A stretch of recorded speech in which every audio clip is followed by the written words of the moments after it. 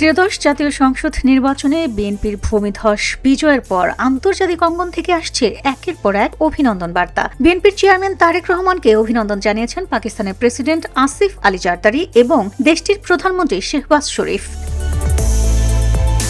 সংবাদ মাধ্যম আল জাজিরার এর প্রতিবেদনে জানানো হয়, সফল ও শান্তিপূর্ণ নির্বাচন আয়োজনের জন্য বাংলাদেশের জনগণকে অভিনন্দন জানিয়েছেন জারদারি। তিনি বলেন, পাকিস্তান গণতান্ত্রিক অংশীদারিত্ব ও পারস্পরিক অগ্রগতির প্রতি তাদের দৃঢ় সমর্থন পূর্ণ ব্যক্ত করছে। এর আগে ভারতের প্রধানমন্ত্রী নরেন্দ্র মোদী সামাজিক যোগাযোগ মাধ্যম এক্সে এক পোস্টে বিএনপির বিজয়ে তারেক রহমানকে উষ্ণ অভিনন্দনও জানান। তিনি বলেন, এই জয় তারেক রহমানের নেতৃত্বের প্রতি বাংলাদেশের জনগণের আস্থার প্রতিফলন। মোদী আরও আশ্বস্ত করেন, গণতান্ত্রিক, প্রগতিশীল ও অন্তর্ভুক্তিমূলক বাংলাদেশের প্রতি ভারতের সমর্থন অব্যাহত থাকবে। একই সঙ্গে দুই দেশের বহুমুখী সম্পর্ক জোরদার ও অভিন্ন উন্নয়ন লক্ষ্য বাস্তবায়নে একসঙ্গে কাজ করার আগ্রহ প্রকাশ করেন তিনি।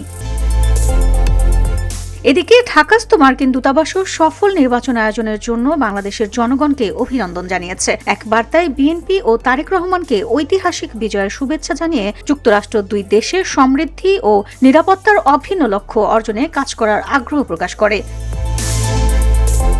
ঢাকাস্থ চীনা দূতাবাসও পৃথক বার্তায় নির্বাচনে এগিয়ে থাকার জন্য বিএনপিকে অভিনন্দন জানিয়েছে। চীন জানিয়েছে, বাংলাদেশের নতুন সরকারের সঙ্গে কাজ করে দ্বিপাক্ষিক সম্পর্কের নতুন অধ্যায় রচনায় তারা আগ্রহী।